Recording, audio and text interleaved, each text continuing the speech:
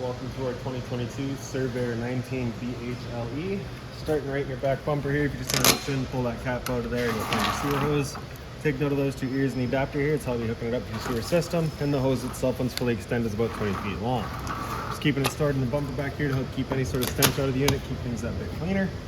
In this corner, as well as each corner of the trailer, you'll find a stabilizer jack. All they do is they run down, contact the ground, give it another turn or so to firm it up, and that'll get rid of any sort of bounce or sway that you see you got in the unit right now.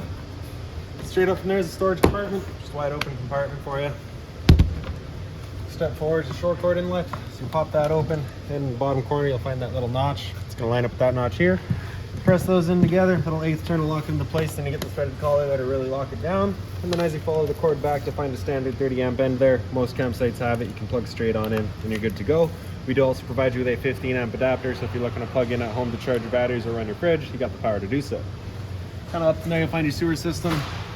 Kind of take that cap and kind of press on it and give it a turn. You can pop it on out of there. You see it's got the same ears on it that your sewer hose had. It attaches the same way. On the left, you get a gray valve. On the right, you get a black. Black valve is controlling your black tank. Black tank is filtering your toilet. Of course, it's going to be your dirtiest water, so we'll dump that first.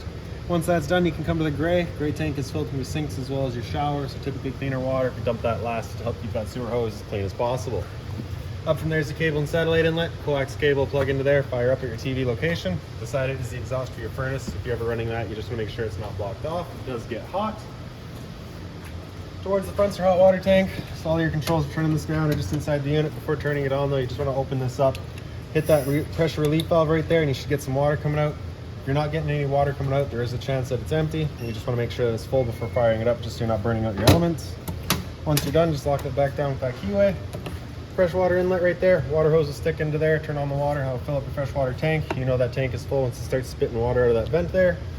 Down underneath, it's your city water connection. It's the same water hose to plug into there. Turn on the water and that'll pressurize the lines throughout the unit. Underneath all of that, you get that little valve back there. That's your freshwater tank drain. Just allows you to drain out the water tank. Storage compartments here. So this customer's opted to go with the weight distribution hitch, as well as a couple of extra Titan hoses there, and the Echo mobile brake controller. Up front, you'll also find the water hose with the park adapter inside of it.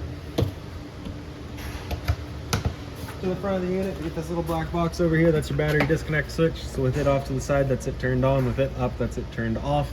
If you've got it turned off, your tongue jack will not work. So if you're using your tongue jack, you just make sure it's turned on. Battery itself is housed inside of this box right here. So as long as you're plugged in through that short cord in the back or your 7 pins to your tow vehicle, that battery is charging for you. Open up this flap here, you get access to your propane tank. It's a standard tank, just turn that knob to open it up.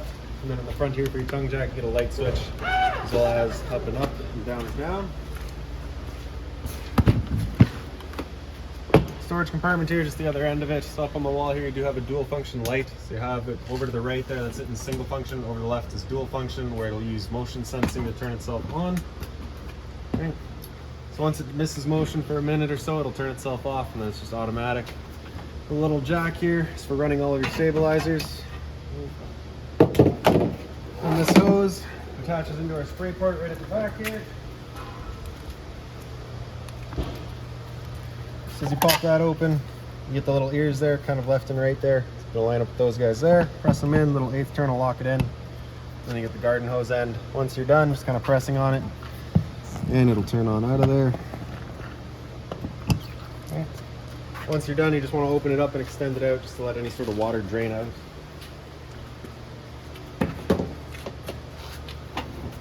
In here you also get a stove with a little tabletop here. So basically, it's just that little channel in the back. Lines in with up here. Slide that back in, let it plop into place. Grab the other mount. It'll do the same thing. 2 wings there, just gonna slide out, lock into place.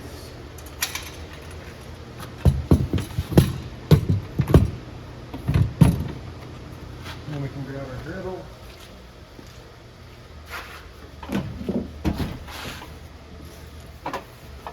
Two wings there, they just slide in. So you're just gonna line up these 2 wings here, kind of slide them into place. Once you have them then slid into place, you lock them down with the little pins there. Your propane hose has that little quick connect on it, this little valve here. So with that valve open, you cannot undo your quick connect. You gotta have that valve closed.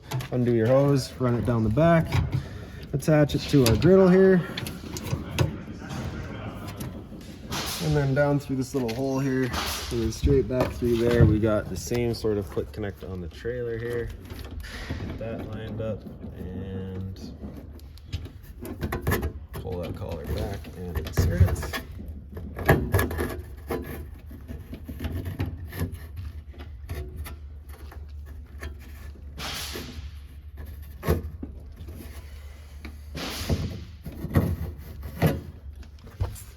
Once you have it in there, you can open up that valve, come up to the griddle, press that knob in, and just kind of rapidly turning it past light.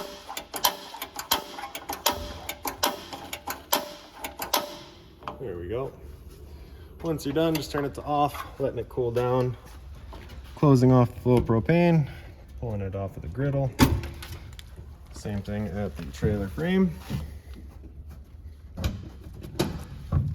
And then I just like to attach the hose to itself, just ensures that nothing's getting inside of there. And then you're just storing it back away the same way you took it out. Just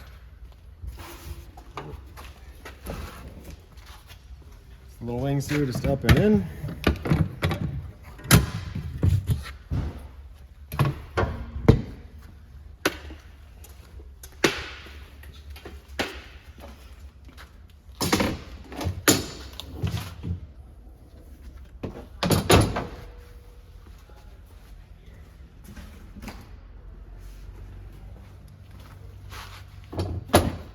And then you can see right by the entry door here, the customer's also opted to go with the 4-wheel totes. We just got that here for him. It'll be stored just inside the entry door once we're done. G fire protected outlet, cable and satellite outlet beside it. Spray port we went through. Black tank flush, so you may notice over time after having gone and dumped your black tank, your monitor panel is still reading 1/3 or 2/3, whatever it may be. Typically it's just some debris inside of the tank hanging between the probes, so what you'll do is just take your water hose and plug it into there. Open up your black tank and turn on the water, and that'll flush out that tank for you. Kind of up from there, you'll find your two exterior speakers, and in the middle of them, you get your stove vent, so you can make sure that flap's open there if you're running your stove. And then whenever you go traveling, just click it back into place to prevent any dust from kicking up in there.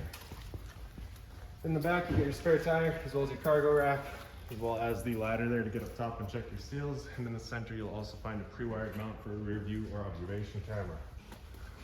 So now making our way inside the unit, your assist handle just up 90 degrees, and then it falls into place, then we can open up our door. For the steps, pull that blue handle in, flip the steps out, little latch there, push those in, you can extend or retract your legs just based on your campsite needs.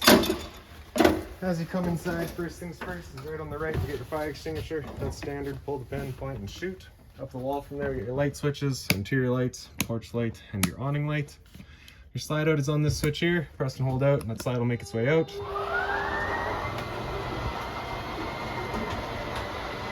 Once that slide's fully extended, we're just going to hear some whines from the motors, and then they'll automatically square themselves and turn themselves off.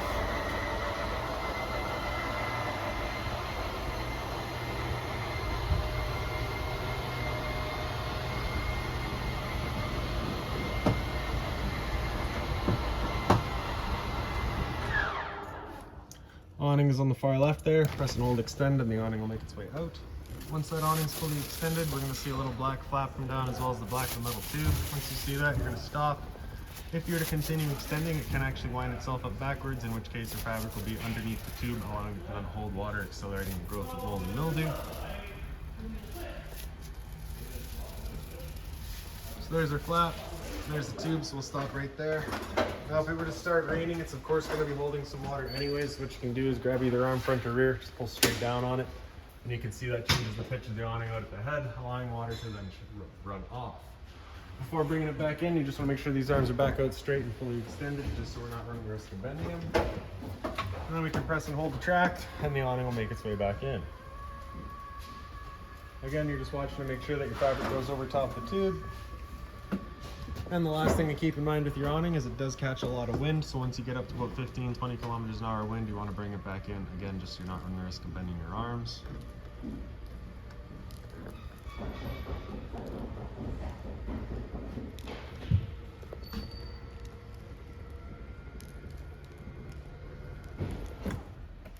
Up above that switch right here is a pre-wired wind guard connect. Basically just a little Wi-Fi sender. Just powered that on right there. Underneath it all is your solar charge controller. So once your battery's installed and all hooked up, we'll have this set up for you. It basically just allows you to see what your battery is currently doing, if it's charging, if it's drawing, whatever is happening. Across the front here, you get your TV. So it's just mounted right in the back there, so it does swing out. Point it where you like it. Right behind it, you get your antenna outlet. Turning that antenna on, just this little button back here, turns on that little green light so you can see if it's on or off. Storage across the top. And then right above the bed here, you got a couple of push button lights. And nope, just kind of doghouse storage underneath it. You do have the TV box over there as well, so if you're looking to pull that out for winter storage, you got somewhere to keep it. On the far side here, you get your emergency exit. You pull that red tab to get rid of the screen. Take this handle here, throw it outside, hop on out. Right above our heads, you got your smoke detector.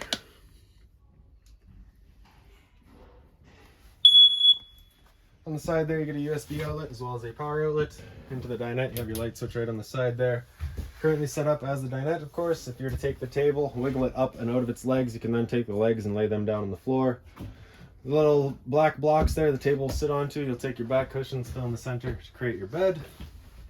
In the kitchen, you have your storage up top here. Stereo beside it, pretty straightforward. Zone 1's your inside set, zone 2's your outside set. Source to cycle through all your inputs, as well as your AM, FM, USB, and Bluetooth. Right above the sink is another push button light. It's stainless head, the shower head feature there. Soft sink cover, so nothing hot on it. For the stove, you just flip that cover up, and you get a light as well as your fan. This is that fan that you want turned on with that flap outside opened up. For the stove itself, just turn it over to light, grab a lighter, and just as it clears the air out of the propane lines, she'll fire up.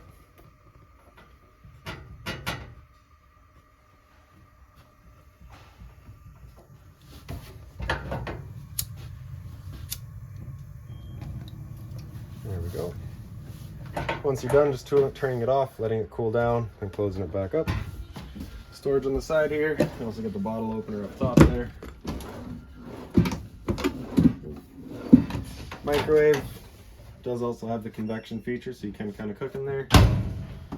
Fridge here is fully 12 volts. As long as your batteries are charged or charging, this guy's going for you. Freezer up top. Power button there, press and hold for a couple of seconds. Couple more seconds. There we go. So that right there is just signifying that it's your freezer. Press that, you can select your temperature for it, right? And then fridge. That right there is just a nighttime mode, just allows it to kind of draw less. Underneath it is your converter. Press it top and center, it'll pop on open. You get all of your breakers on the left here. Whenever a breaker breaks, it sits in the middle, so just turn it off and then back on to reset it. And on the right side, you get all of your fuses. Beside us, we've got your little bunk space here. So you get your top bunk here. Lights are just up on the wall, just on their own center push buttons. Same thing down below. Same emergency exit back here that you had up front. Right around the corner, you'll find your thermostat. Press that bottom bar to wake it up. Hit it again, it'll come into fan low. It's just the low fan moving some air around. Same idea with the high fan. Cool high is going to have the high fan all the time. Cooling, and your compressor will be in and out as needed. Same idea on cool low. It's going to be the low fan all the time now. Compressor in and out as needed. Cool low auto becomes an on-demand system where both the compressor and the fan will cut in and out as needed. Cool high auto, same idea, just now it's using the high fan. After that, it comes down into heat. At any point, you're just selecting your temperature with your arrows here. With the air conditioner going, you just have the two little louvers there, front or back, so you're just choosing if it's going forward or backward or both. The furnace is just right down here. So once this guy gets going, you'll be able to see the little flame in the bottom left corner there. It is not ducted, so if you're looking to move that air towards the front, you just might want to get yourself a little fan or something.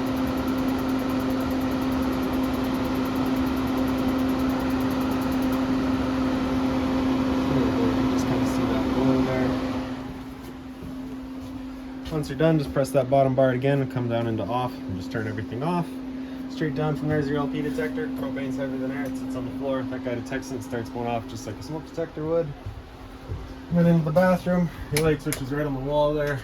They're also on their own center push buttons. It's also on its own, just the one.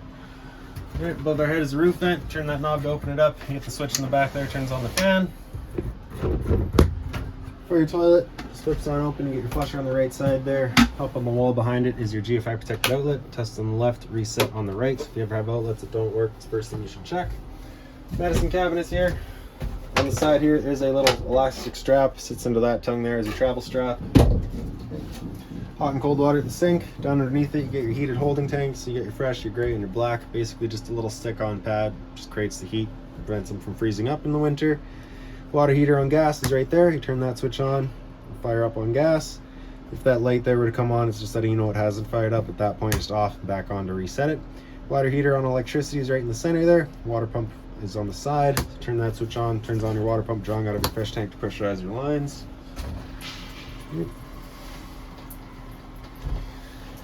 Then up from there, you get your monitor systems. The batteries on the bottom there. So you can see we're currently C for charging. G would be good, F is fair, L is low. Your fresh tank, as you fill that up, will go to a third, 2/3, and full. Same idea for your black and your gray.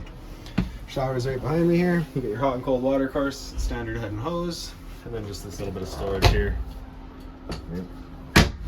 So that's about it for this unit. If you've got any other questions on it, please feel free to give us a call, 204-237-7272.